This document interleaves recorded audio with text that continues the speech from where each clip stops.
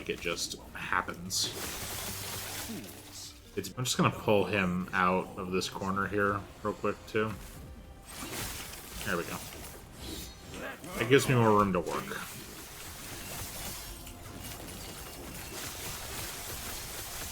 Hey everyone, welcome to my build guide today on Spellblade Frostbite Blunder, is what I like to call it. It's a build where we utilize a lot of cold skill on hit to apply lots and lots of Frostbite. So let's go ahead and jump right in and take a look at the skills that make this build. So first off, we are going to be utilizing Shatter Strike. Shatter Strike is a sweeping melee attack that strikes enemies in a circle around you, dealing cold damage and instantly kills frozen enemies below 100 health. Pretty much this is our melee cold attack we're going to be using for the most part. This is what we're going to be using to trigger lots of Frostbite, trigger other skill activations, and whenever we can, we're going to be using this until we're out of mana, and then we'll use another skill to help us build that back up. So, how do we level it? Well, first off, we're going to follow these nodes here as travel, just to unlock the Frozen Shrapnel. This will shoot ice spikes out of the Shatter Strike, which will allow even more cold on hit to proc Frostbite, as well as it's going to pierce through with this next node. Ice Spike projectile speed and damage. They're going to travel further and faster, and they're just going to go quick. And they pierce through. I think they pierce through. If it's not these ones, then there's another one that pierces through. But they will do good damage on their own. They're cold on hit, so they will proc more Frostbite. It's just more and more Frostbite applications to stack on top of Shatter Strike hits and more and other things. So we're going to max that out. Then we're going to go down here and get the Lingering Chill to bridge us to the Breath of Cold. And then we're going to put 2 points into Whiteout. This is a key skill to key node for Shatter Strike. It will allow it to recast after you cast it once. Each point will give you a recast. It reduces the attack speed and gives you lots of extra. It'll eat more mana for sure, but you can utilize other skills during the recast. So this lets us really, really stack up lots of Shatter Strikes on top of each other very quickly and shoot out lots of icicles, lots of things, all the cold on hit to proc Frostbite. It's going to be insane how much you're kind of stacking on top of each other. And as well as when you do run yourself out of mana, you can let this linger, the recast will linger, and continue to go off while you are layering on another skill to help you build your mana back up. So Whiteout is important for that purpose. Just lots of triggers of the icicles and Shatter Strike itself. It's great. After this, we're going to go up here to the top and take 5 points into Icy Flow. This will bring that mana cost back down a little bit, and will give us some ward whenever we attack with our Shatter Strike, which, thanks to Whiteout, will trigger multiple times every time we cast it. Then we're going to put 1 point into Frostbitten to give us a little bit of extra Frostbite chance here, just on Shatter Strike itself. And then the final 5 points are going to go right down here to Ice Blink, which is just attack speed boost. And we can't use a wand or two-hander, but that's fine because we're dual-wielding swords. So, not a big deal. Okay, so I mentioned that there's another skill we're going to use that's going to help us build our mana back up. That's Mana Strike. The entire purpose of Mana Strike is that it's another melee attack we can use that will build our mana back up after we burn it all away using Shatter Strike. So, Mana Strike returns 15 mana if it hits an enemy. So what we do is we go ahead and we take 1 point here to get more attack speed. Then we get Sprite Blade, which gives it more area. So we're going to hit more enemies. And then 3 points here to Mana Drain, more mana. Then we go ahead and fill out the Sprite Blade just to give it more area. And then we're going to come down here and get critical mana. Mana Strike will grant more mana when it critically strikes an enemy. So we want to just use Mana Strike as little as possible to get as much mana out of it as we humanly can. So we're going to max out Mana Drain and critical mana. And we're going to take a point in critical rejuvenation, which makes it so there's no crit multiplier for Mana Strike, but we improve the base crit chance by a lot. And all we really want this for is mana. We don't care about its crit multi. We just want the mana. So more crits equals more mana equals more Shatter Strike equals more icicles equals more Frostbite. So we finish out those, and then we get another point in attack speed here. And the final 3 points all go to Arcanist Blade here, which gives 6 more mana gained whenever we strike with it. So Mana Strike is just purely and simply, we want more mana, we get more mana. That's it. Mana, mana, mana, mana, mana. That's all you need. So, how are we going to apply more Frostbite, more cold damage? With Frostclaw. But Larze, Frostclaw is a castable skill. It's a spell. True. But if you put in a few points here, you can get Makuhito. When you use a melee attack and hit at least one enemy, you have a chance to cast Frostclaw at it, or at another nearby enemy if the hit killed the original target. You want to first put your 7 points, I think here, 6 points down here, into Makuhito first. This gives you a 30% chance on every melee hit. That's every Shatter Strike recast, every Mana Strike. All of these can trigger Makuhito and cast Frostclaw. And what does Frostclaw do? More cold damage. More cold on hit. More Frostbite. We love it. We take it. So, after we get that, what do? Well, Frostclaw has this weird thing where it shoots out icicles that converge and explode. We don't need that. Instead, what we want is we want to go over here, take some travel nodes, and get to... Oops, overshot it. And we want to come and get here, to Volley of Glass. This removes the burst. It makes all the projectiles hit the same target. And, thanks to this node here, linking it, we get 2 extra projectiles. So instead of 3, we get 5. Every time we cast Frostclaw off of our melee attacks, there's 5 icy projectiles that will shoot from it that can hit enemies, and when we're on bosses, they'll all just hit the boss, and they can all proc Frostbite. Very important. They're just going to stack up more and more Frostbite for us. We also have Bright Frost here. Whenever Frostclaw gets cast, we can cleanse an ailment. That's just bonus. It's just part of getting to this node, but it's just a bonus nice thing we get in the process, so we take it. Then we're going to put 1 point here in Gift of Winter. It reduces the mana cost and gives us a chance to refund some mana every time Frostclaw gets cast. So that's just some nice bonus stuff going on there. And then we're going to go ahead and put 2 points in here to Arthur's Scepter. This gives us more damage from Frostclaw and more Frostbite chance. We love it.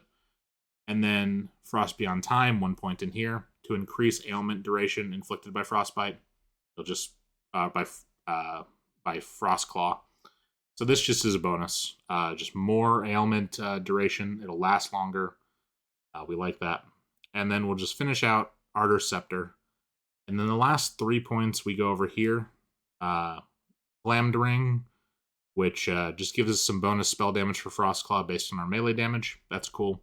Not super important because we're using Humming Bees, but it's really just to connect us here to Frozen Sleeper. And what does Frozen Sleeper do? We gain a stack of Frozen Sleeper whenever we don't cast Frostclaw, and then when we do cast it, it consumes all stacks to grant cold penetration and per stack and release an ice spiral for each stack. The ice spirals are all cold on hit. They can all hit and apply more Frostbite, so it's just more and more Frostbite. More hits, just good stuff. We love it. Next skill we're going to get here is Enchant Weapon. So Enchant Weapon, we're going to take 1 point, 2 points here as a travel node to increase our chance of chill with melee attacks. It'll be doubled while active. This will just give us our ability to proc chill on enemies, which will come into play later with another with a couple nodes in our passive tree.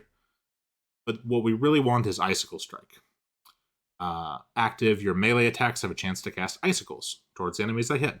Again, more icicles, more cold on hit, more frostbite. That's the name of the game. More cold on hit, more frostbite, more good stuff. Yes. So we're going to max this out. We're going to get this node here, which lets the icicles pierce, which is good. And then we max out the icicles. And we're going to take 2 points down here into concentration. That gives us active duration increase for Enchant Weapon, so it'll stay active longer. Then we'll max out this node here in efficacy, which basically makes Enchant Weapon free once it's fully maxed out. And it increases the melee elemental damage when it's active, which, again, good stuff. We like it. Free damage. And free spell. Good stuff.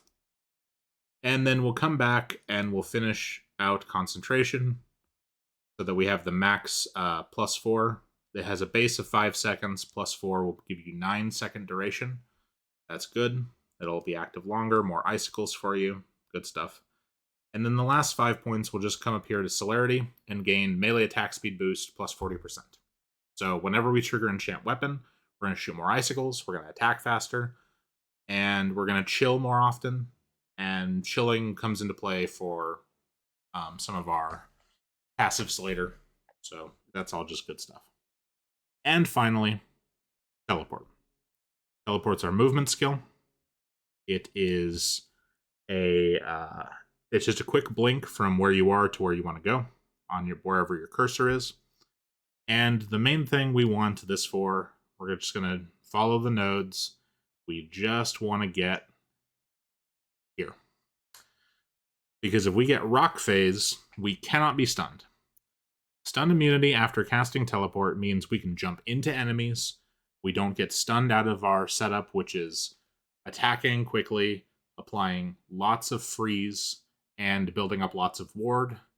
Before we get to do any of that, we are very, very fragile. So jumping in and being stun immune will help just protect us immensely. It's perfect. We love it. The rest of these nodes are just shorter cooldown, longer duration of buffs, and cold resistance and armor. And then what we want to do after we get the stun immunity is we want to get this node at the top maxed out, Frigid Departure. We have a higher chance to freeze enemies if we have cast Teleport recently past 4 seconds. Anything on this tree that says past 4 seconds is going to be amplified by this time dilation. Stat buffs granted by having cast Teleport recently past 4 seconds last longer. So, plus 600% freeze rate multiplier. When we jump in, we're immune to stun. Our freeze rate multiplier is insanely high. And that just provides us the ability to freeze large packs of enemies while we build up lots of ward very easily. It makes clearing through echoes and monoliths very easy. Because we just run around, pile up the enemies, jump at them, freeze them, build up a shit ton of ward, and survive. It's just great. And Rock Phase and Frigid Departure, as well as Crystalline Passage, are all past 4 second buff timers, so time dilation will buff all of them to last longer. They roughly will last about as long as your teleport's cooldown is, so you can cast Teleport freely as you're jumping around to maintain these buffs without ever really losing them. And pretty much all we're going to do is max out Tunnel Finder and Time Dilation, and the remaining points will go to Crystalline Passage. And that's all for Teleport. And now, you might be thinking, if you're looking at this build planner here, hey, why is Flame Ward on your bar? Because we don't need Frostclaw on the bar. We're never going to actually cast it. It is purely going to be triggered off of our melee skills. So, we get to take Flame Ward. And Flame Ward is basically just 400 ward and 3 seconds of 30% reduced damage taken every 15 seconds. You can just press the button. It's a defensive cooldown. It helps give you a little bit of burst of ward as you're jumping into things and reduces the incoming damage you're taking. It's just great. It's better than putting Frostclaw on your bar, even if you have no points in this skill. So just use it. Extra safety. We like it. So we've gone over the skills. Now let's talk about the passives. So I'm going to go very quickly here through the passive tree because it's pretty straightforward for the most part until the end where there's like just some nodes you can kind of take here or there however you want them. So let's just go through the mage tree here real quick. Oops, went too fast. So we're going to take 8 points in Arcanist just for the intelligence, and the bonus resistances is a plus. We're going to want lots of intelligence in this build, so just get the intelligence. We're going to take 1 point in Scholar because we need an extra point. So we'll just put it there for the health and mana. It's just, why not? And 1 point in Reactive Ward just so that we can get to this node here afterwards. Then we take 5 points in Mage Flurry because attack speed, yes, as well as cooldown recovery speed for teleport, also yes. Since we increased the cooldown on our teleport in its own tree, this bonus helps, but it's really just the attack speed. We love the attack speed. Just take it. Finally, 5 points in Warden. Ward retention is good for our build. We use Ward. Get 5 points in this. 50% Ward retention. Basically for free, because none of the other points in here really matter that much. Just take the 5 points here. You're good to go. Now, Spellblade points. We're going to take 6 points in Elemental Affinity. More elemental damage. That includes cold damage. And elemental resistances. Just more cold. More cold resistance is going to be good for our build. So just getting all that. Perfect. 6 points. Take it. Then we're going to get 4 points in Arcane Warden here. Which is just, you gain ward when you use an elemental melee attack and hit at least one enemy. So Mana Strike and Shadow Strike, both elemental melee attacks, both will trigger this. But this has a stipulation on it that says, you gain ward when you use an elemental melee attack and hit at least one enemy. This means it's not on every single hit that you obtain, but rather on the use of the skill when it hits. There's a big, clear difference there between this and something I'm going to talk about later with Humming Bee.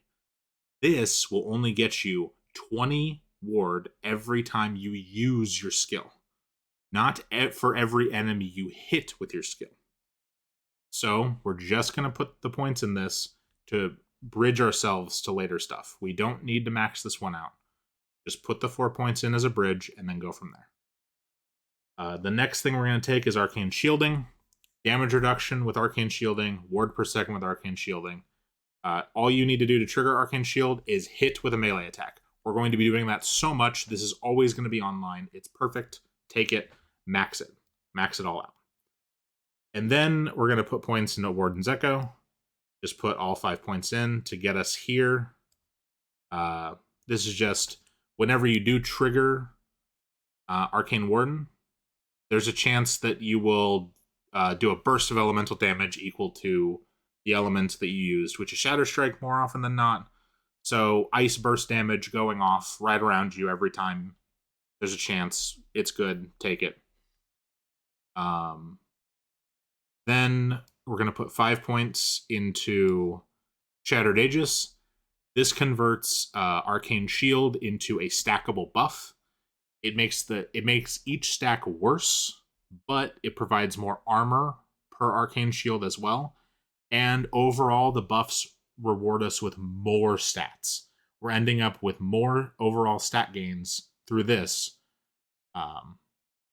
because of the stacks. And keeping 4 stacks on is very easy. You hit Shatter Strike 1 time, it hits 3.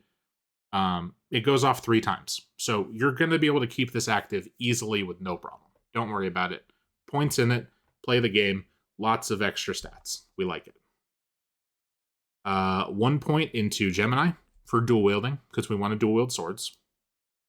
Then we're going to put 5 points into Essence Duel, more attack speed, more ward gain, but mostly more attack speed. We like attack speed. Then you're going to put 4 points into Defender of Welrin. This gives you more retention, and it increases the damage of the Warden's Echo Elemental Burst. It's mostly just, hey, more ward retention. We like it. We take it. We use it. Let's go. Now, you're going to put 10 points into Mental Fortitude, and then, and then 5 points. All right. 10 points into Mental Fortitude, because more intelligence and more ward per second. Both good things. And then also 5 points into Prodigy, which gives us more ward per second per 10 intelligence. We're going to be stacking intelligence in our passives. We're going to be stacking intelligence on our gear. That gives us more ward retention, more damage on Shatter Strike and Frostclaw, and it will give us more ward per second via Prodigy. That's simple, straightforward. More intelligence, more good stuff. Grab it. Now we're done with Spellblade for now. Now we're going to go ahead and we're going to grab 5 points here in Sphere of Protection, more health, and then less damage taken from ignited, shocked, or chilled enemies. This is where I said the chilled was going to come in play. So we get chilled from, we can get some chilled on our gear if we want to, but we get chilled from the enchant weapon as well, just applications from doing our stuff. And so this makes it so we take less damage once we've started attacking things. Anything we don't freeze, we'll take less damage from because it'll be chilled. Then we're going to put 5 points into Runeward Cataclysm. Increased critical chance. Why do we want that? Well, we can crit our Shatter Strike. That's still good. But we can also crit our Mana Strike. Mana Strike giving us more mana on crit. So, more crit chance for that is good. But also, when we do have Runeward Cataclysm active, we deal more damage versus low health enemies when we have Runeward Cataclysm active. So 5 points in this gives us more damage when we're dealing with low health enemies, and it increases our crit chance for Mana Strike, so we regen mana faster, and we just like both. Okay, now we go to the Sorcerer Tree, where we're going to go ahead and jam 8 points into Calculated Destruction for more intelligence, as well as increased spell critical strike chance per intelligence. This helps Frostclaw too, because we're going to have a lot of intelligence. Frostclaw is going to have a greater spell critical strike chance. It's just more damage. We're not really stacking for crit, but hey, crit multiplier does help boost more damage. And we want the intelligence anyway, so it's just bonus. And then we'd put 8 points in Mana Shell. More mana, more armor, good stats. Because we just need to get ourselves here to Chill to the Bone for more Cold Pen and some cold damage leech. So we're going to put 4 points into Cryomancer, which gives us increased cold damage, not that big a deal. And Freeze Rate Multiplier, that's not bad. But it'll bring us up to Chill to the Bone, which is more Cold Pen and more cold damage leech. We like both. So we're going to go ahead and throw 3 points into there. And then I'm going to finish out the Sphere of Protection.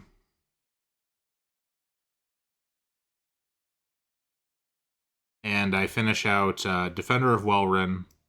And then I finally come back and grab the last 2 points in Chill to the Bone. And then my final point I put into Arcane Warden. Ultimately, what you can do with this is you don't need to put more points into Defender of Welrin if you don't want to. And you don't need to put the extra point into Arcane Warden or into the... You can also avoid putting those last 2 points into Chill to the Bone. That will leave you with 1, 4, and 2 points. So 7 points, I believe, total. Which you can utilize those 7 points here if you want to. 3 points into Prismatic Blade for Dexterity, which helps your Shatter Strike. To unlock 1 point for Volka's Razor, which is increased elemental damage with high cost melee attacks, which is your Shatter Strike. And then you can put the remaining points into Blade Weaver, which basically just says if you use any attacks that cost less than 10, you gain a stack of Blade Weaving. When you use something that costs more than 10, you expend all Blade Weaving stacks to increase the damage of that skill. So you could put the points here if you really wanted the extra damage from a single Shatter Strike after you build your mana back up with Mana Strike. It's not necessary, but if you wanted more damage, that's how you'd get it. That's just more damage. I opt for the more survivability option, but I have seen some people do it with... I've seen some builds where they do it this way, and that's perfectly fine too. I just opted for more survivability with my build. You can do it whatever way you want. I think these last points are very flexible. Just do whatever feels comfortable to you and what's interesting. You could even take this 1 point of Arcane Warden and put 1 point into Mana Reaver if you wanted to. So every time you're hitting with a melee attack, you have a chance to just regen some mana too, to prolong your Shatter Strike stuff. So whatever option you want to take, go for it. But pretty much once we get to about... Once you maxed out Sphere of Protection, and you put 3 points into Chill to the Bone, these last 10 points here are... Oh, sorry. These last 7 points are really just whatever way you want to go with it. I opted for more defense. You could opt for more damage. You could opt for more like regen if you want to, more mana, whatever sounds good. So feel free to play around with those last 7 points if you want to. They're kind of up in the air. So we've gone over the skills. We've gone over the passives. Let's talk about the gear. What is the core gear that we need for this build? Frostbite Shackles. You need Frostbite Shackles. It gives you chance to apply Frostbite on hit, increase Frostbite duration, increase freeze rate multiplier, more ward, and 1% ward retention per 1% uncapped cold resistance, which, if you don't know what uncapped cold resistance means, it's the cap is 75. Any above that point is uncapped. So if you look at the build I've set up here, I have 630% allocated into this build. That gives me 75, so 40, 560, 555, 550% more ward retention because of these gloves. So that's good stuff. We like that. Ward retention is very good for ward-based builds. So these are key. Get these. You do not need any legendary potential on these, or any of the uniques in this build for that matter. I do not have any legendary potential currently on these items. The build functions perfectly fine. You don't need legendary potential. It's just more stats when you do get legendary potential. So I just threw a couple of stats on here just to showcase what you might want to get with your legendary potential. If you just get like a 2 or something, just want to try to get like intelligence, attack speed, stuff like that. So after the gloves, you want Snowdrift. This is very key. Snowdrift is going to give you more chance to apply Frostbite on a hit, but even more importantly, it's going to give you cold penetration with Frostbite per 10% freeze rate multiplier. That's any freeze rate multiplier from your gear, as well as any that are going to be applied to your stats via your buffs, like the 600% you get from using teleport. That'll go into this for more cold penetration. And here's the thing, cold penetration means more damage. So these boots are very important. The rest of the stuff on here doesn't matter so much. It's mainly just the cold penetration, and they apply Frostbite on hit. They're great. You're going to want those. And also more intelligence and armor for legendary potential if you have that. If not, again, do not need any legendary potential on these to function. Just any legendary potential just makes you better. So what's the last uniques here? Humming Bee. You want 2 of them. Why? Well, they have innate attack speed built into them, which we like attack speed, so that's good. They also give you some movement speed. Again, pretty good. But here's the kicker. Ward gain on melee hit, and that's melee hit. That's not every time you use a melee attack. That's every hit you get with a melee attack. So if you jump into a group of enemies and you Shatter Strike once, and there's like 30 of them, and you hit 3 with your recasts, you're going to actually hit 30 times 3. You're going to hit 90 times to trigger this ward gain. So that's like 3 to 7 ward times 90 just from pressing the button once. And that's per sword. So basically 3 to 7 times 180. As long as these are, equal, but whatever. So that's a lot of ward. You're going to get really, really fast. And as you'll see, or have seen, or will see, in the footage, you can build up ward very fast on packs of enemies. So this is how you do that. As well as elemental attacks deal 1% increased damage per 200 ward. So if I go through an echo and I pull like the whole thing and then jump at like 70 enemies and hit them all and build up 10,000 ward instantaneously, I'm gaining 1% increased damage per 200 of that ward. So what's 10,000 divided by 200 real quick? Well, we're off 2 zeros. And you have 100. Is it 100? Yeah, I think it's 100 divided by 2. So you gain 50% increased elemental damage just from the Humming Bees. And that's per sword. Again, per sword. And that's for 10,000. I've built up to like 17,000 ward on a large pack one time. So you can get a lot of extra damage. That applies to your Shatter Strike, your Frost Claw, including damage from your ailments and non-elemental damage. This is what it says on the tooltip there. So it applies to your Frostbite as well. So lots of extra damage, lots of attack speed, lots of ward gain. These swords have it all. And again, do not need legendary potential. It's just bonus. I added cold damage and cold penetration to this. Those are probably the best things you can go ahead and try and get. And I don't know if there's anything else on swords that you can really get for this that were that good. Maybe Frailty, or and there might be Chill on hit options too. So Chill and Frailty are also good options to get on there. And then the rest of the gear is build up cold damage, build up intelligence, build up armor, build up cold resistance, +2 to Shatter Strike on your chest piece. You don't need to get a tier 6 or 7, just build up +2. So you can get to 22 points for Shatter Strike. That's all you need. And the rest of it's just cold damage, intelligence, armor, and your resistances.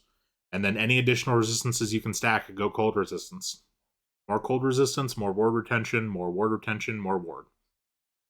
All good things.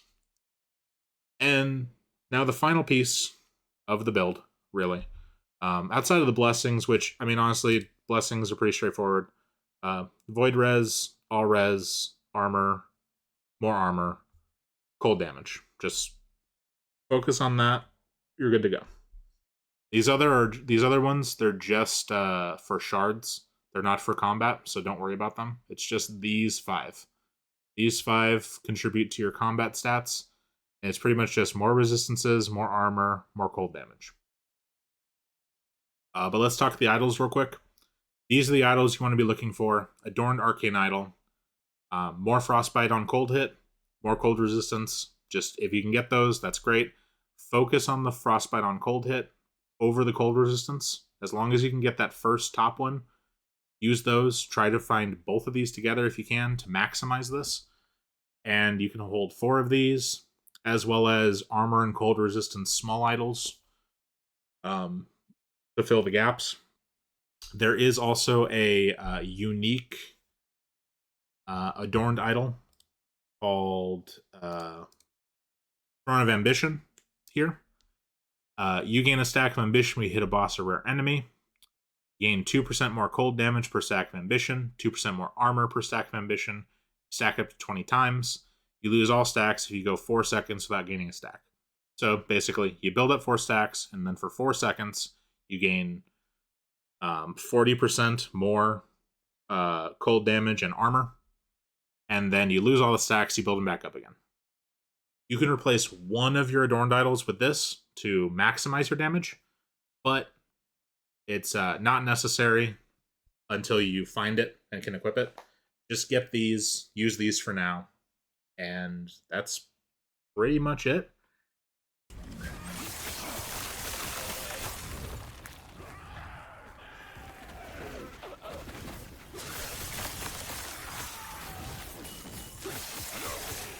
Fools! Fools! Fools!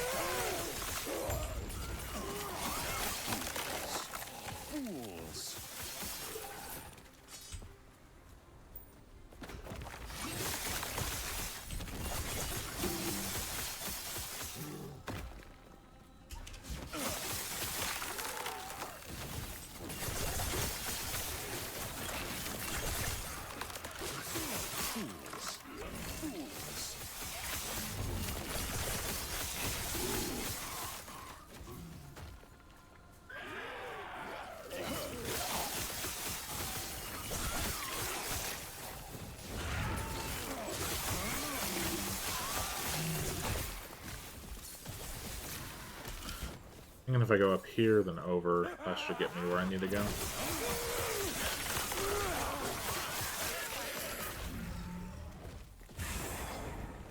Cool, right up here.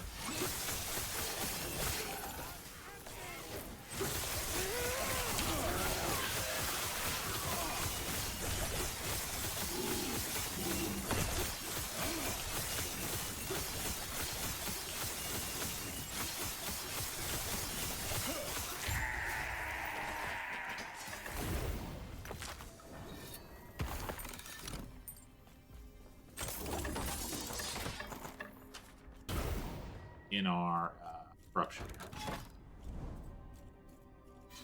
Pain, an eternity of pain, unchanging.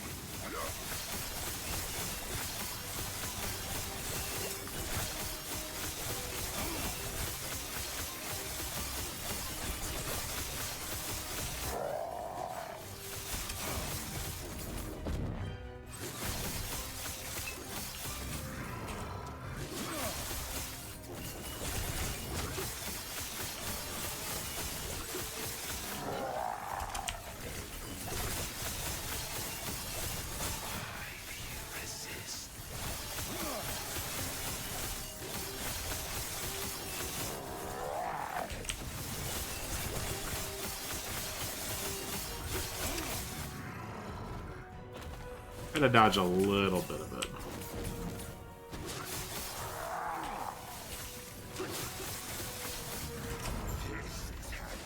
Okay, so I face tanked a good chunk of that because I had a bunch of ward buildup. I had to move a little bit. The more intelligence you have, the more ward retention you have, the more damage you have, the more attack speed you have, the better gear you have, you'll be able to face tank it a little harder, but this is also lower corruption. You know, I'm only at... I was only at 104, now I'm at 128, so, you know. But this is with not perfectly set up, 0 legendary area potential uniques, you know. I can definitely get so much stronger from this point, and even then I'm still able to kind of face tank to a degree.